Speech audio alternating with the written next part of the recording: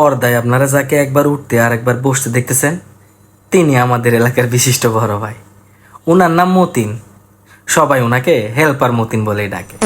না না না না, ভাই কোনো বাস টেম্পুর হেল্পার না। ভাইয়ের এমন নাম কারণ ভাই না জেনে, না বুঝে, না শুনে, না দেখে মানুষকে হেল্প করতে পছন্দ করে। হেল্প করতেই উনি ভালোবাসে। দৈনিক একটা হেল্প না করলে ভাইয়ের পেটের ভাত হজমই হয় না। প্রতিদিন সকালে ঘুম থেকে উঠে নাস্তা করেই ভাই ভাবে পায়চারি করে বের হন মানুষকে হেল্প করার জন্য। না জানি আজকে কার ভাগ্য খারাপ। চলেন ভাইয়ের সাথে কথা বলি। কিরে মতিন ভাই, কি অবস্থা? ভালো আছো তুমি? জি ভাই ভালো আছে, আপনি কেমন আছেন? আমি ভালো আছি ভাই। আজকে কাউকে হেল্প করতেছেন না ভাই? এই যে ভাই আজকে অন্ধদেরকে হেল্প করতেছি আমি। অন্ধ থেকে কি হেল্প করতেছেন ভাই? এই যে ভাই আজকে সব অন্ধদেরকে আমি রাস্তা পার করে দিচ্ছি। আচ্ছা ভাই। ঠিক আছে, তুমি একটু দাঁড়াও, আমি একটা অন্ধকে রাস্তা পার করে আসি। ভাই আসেন। কে ভাই? আসেন কে আসেন ভাই? আসেন ভাই, আসেন আসেন আসেন আসেন এদিকে। হ্যাঁ ভাই, হ্যাঁ।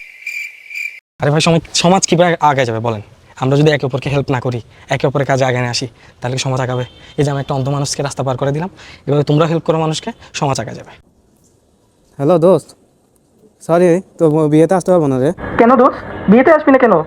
আমি 4বার পারিছি রাস্তা, তোর এখানে কোন সান্ডা ছেলে একটা আমার বারবার রাস্তা পার করে দিতেছে।